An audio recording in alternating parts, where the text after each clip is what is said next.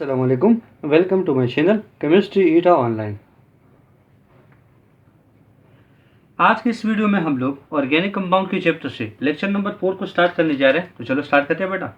Lecture number 4 में हमारे पास क्या है बेटा, उसमें हम लोग plant and natural product chemistry को स्टडी करेंगे और सेकंड्स के साथ जो जुड़ा टॉपिक है that is partial in total synthesis को पढ़ने वाले हैं।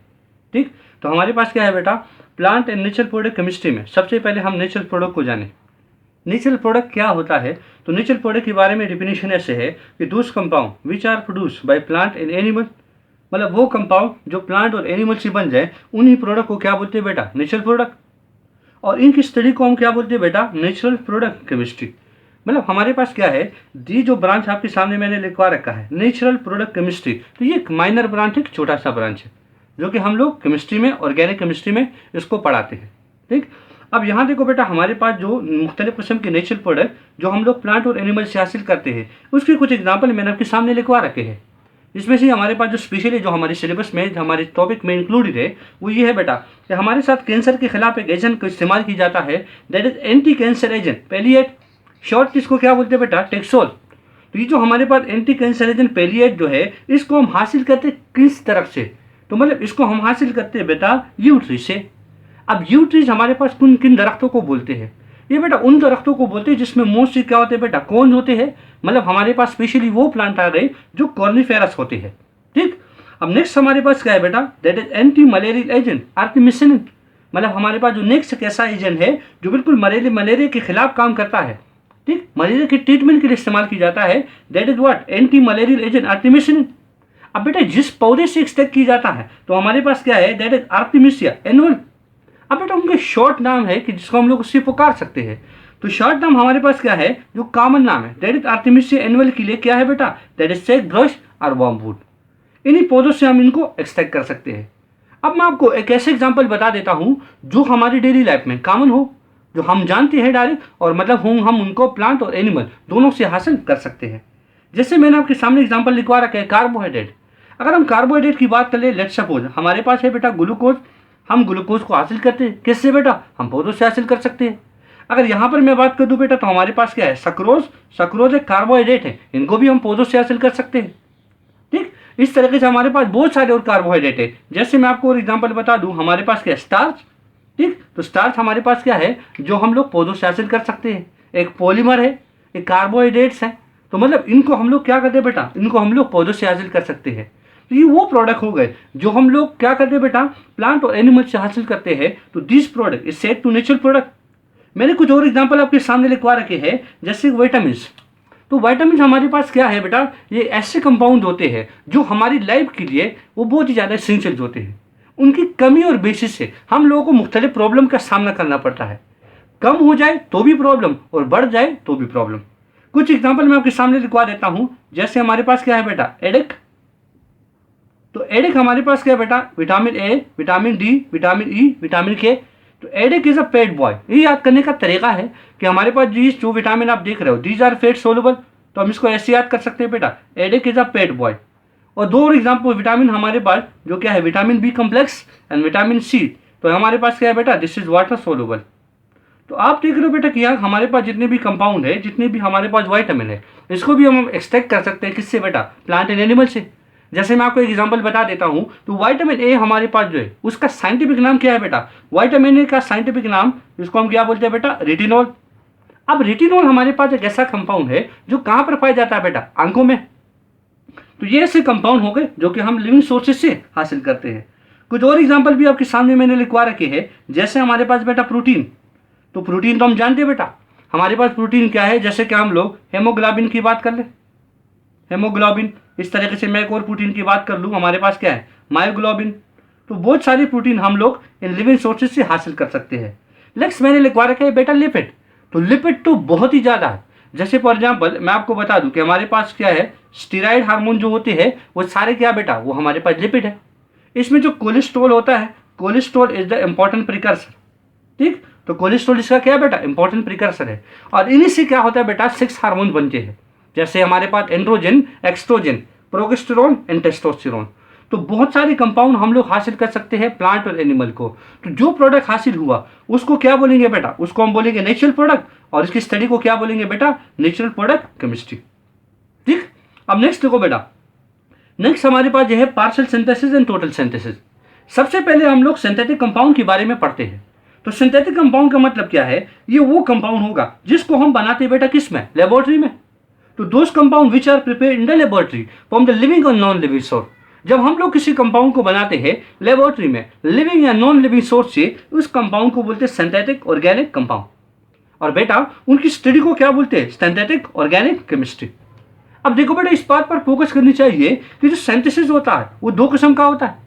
Synthesis are of two type. पहला सिंथेसिस क्या है बेटा, that is total synthesis, and other one is said toward partial synthesis. तो सबसे पहले हम लोग टोटल सिंथेसिस पर बात करते हैं। टोटल सिंथेसिस हमारे पास उन सिंथेसिस को बोलते हैं कि दो synthesis in which a product is obtain from starting material. ये एक ऐसा सिंथेसिस होता है जिसमें हम लोग कोई सी भी प्रोडक्ट बना दे तो वो स्टार्टिंग मटेरियल से बनाएंगे। जैसे मैंने जनरली डायग्राम बना के रखा है कि ए जो है वो प्रोडक्ट बी में कन्वर्ट होने जा रहा है, तो उसको पास होना पड़ेगा सी इंटरमीडिएट से, देन डी इंटरमीडिएट से, देन प्रोडक्ट में कन्वर्ट होगा। अगर तुम लोगों ने प्रोडक्ट को बना दिया इस स्टार्टिंग मटेरियल ए से, तो this type of synthesis is said to total synthesis. जैसे बेटा मैं आपको एक एग्जांपल बता देता हूं जो हमारे लिए बहुत ही कॉमन है। देख क्या, वो हमारे पास है यूरिया फॉर्मेशन। यूरिया को हमारे पास जो पहला ऑर्गेनिक कंपाउंड है जो फ्रेडरिक वूलर ने बना रखा था और व्हाइट एंड पूर थ्योरी को रिजेक्ट कर डाला। तो फ्रेडरिक वूलर ने 1828 में यूरिया को बड़े पैमाने से भी तैयार करना शुरू कर दिया था। अब हमारे पास क्या है बेटा, जब हम यूरिया को तैयार करते हैं तो यूरिया के लिए स्टार्टिंग मटेरियल क्या है, दो सॉल्ट। एक हमारे पास क्या है, पोटेशियम साइनेट, और सेकंड साल्ट हमारे पास क्या है, दैट इज अमोनियम क्लोराइड।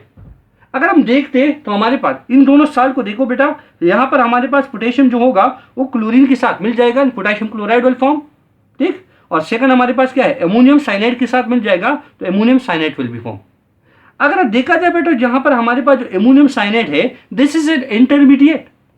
अगर इस अमोनियम साइनाइड को हम फिर से हीट कर दे तो मतलब ये क्या होगा बेटा, वो हमारे पास इनमें रीअरेंजमेंट रिएक्शन होगा, दोबारा से बॉन्डिंग का रीअरेंजमेंट होगा और हमारे पास एक कंपाउंड तैयार हो जाएगा, this is said to urea. अब यूरिया एक ऐसा कंपाउंड है जब हमारे पास कार्बोनिल ग्रुप की दोनों साइड पर अमाइनो ग्रुप कनेक्टेड हो, वी कॉल इट यूरिया। तो जब हम लोग यूरिया को इनकी स्टार्टिंग मटेरियल पोटेशियम साइनेट और अमोनियम क्लोराइड से बनाते हैं तो this type of synthesis is said to total synthesis. And second one क्या है बेटा, दैट इज पार्शियल सिंथेसिस। तो पार्शियल सिंथेसिस का मतलब क्या है, those synthesis in which a product is obtain from a reaction intermediate. ऐसे सिंथेसिस जिसमें हमारे पास एक प्रोडक्ट जब भी बनता है तो उनकी रिएक्शन की इंटरमीडिएट से बनता है, तो this type of synthesis said to partial synthesis. अब देखो बेटा, हमारे पास मैंने जनरल एक डायग्राम बना रखा है कि सी हमारे पास प्रोडक्ट में कन्वर्ट हो रहा है जो कि हमारे पास क्या है, बी।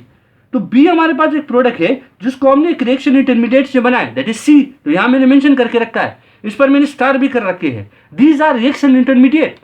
या ऐसे भी कर सकते हैं कि बाजार में हम लोगों को डी वाला इंटरमीडिएट अवेलेबल हो, उससे हम डायरेक्ट क्या करते हैं बेटा, प्रोडक्ट बना सकते हैं। तो पार्शियल सिंथेसिस की मदद से हम वही प्रोडक्ट तैयार करेंगे, हम लोगों को बहुत ही ज्यादा फायदा होता है। क्योंकि स्टार्टिंग मटेरियल जब भी आप लोग टोटल सिंथेसिस करते हो तो आप तो स्टार्टिंग मटेरियल लोगे, उनके लिए बहुत मटेरियल की जरूरत होगी। तो ये ऐसे मेथड डेवलप हो गए जिससे हमारे पास बहुत सारे ऑर्गेनिक कंपाउंड बड़े पैमाने में तैयार हो गए, और वो भी बहुत ही आसानी से, और वो भी बहुत ही सस्ते। तो इन मेथड को आगे करके प्रोसीड की जाता है और फॉलो की जाता है। अब देखो बेटा, यहां पर मैं आपको बता दूं कि यूरिया को तुम बना रहे पोटेशियम साइनेट और अमोनियम क्लोराइड से, दोनों साल्ट है बाजार में अवेलेबल। अगर तुम इसको इससे बनाओगे तो दिस सिंथेसिस कॉल्ड टोटल। पर हम लोग ये बात देखते हैं कि यार अमोनियम साइनेट भी तो बाजार में अवेलेबल होगा, तो हम लोग क्या करेंगे बेटा, उन दो साल्ट को छोड़ देंगे, यही हमारा फायदा है। तो हम लोगों ने अमोनियम साइनेट को ले रखा और अमोनियम साइनेट को हीट करके यूरिया तैयार कर दिया। तो अगर आप देखते हैं कि यूरिया को हम लोगों ने तैयार कर दिया उसकी रिएक्शन के इंटरमीडिएट से, तो मतलब this type of synthesis said to partial. ठीक, मतलब रिएक्शन इंटरमीडिएट से जब बनता है तो उस सिंथेसिस को पार्शियल सिंथेसिस बोलते हैं। जब हमारे पास यूरिया की एक रेस शुरू हो गई, मतलब ऑर्गेनिक कंपाउंड ये बड़े पैमाने से तैयार हो गया, तो उसके बाद हमारे पास और भी साइंटिस्ट उभर आए, उन्होंने बहुत सारे और कंपाउंड की डिस्कवरी, उनकी प्रिपरेशन, उनको इस मेथड से स्टार्ट कर दिया।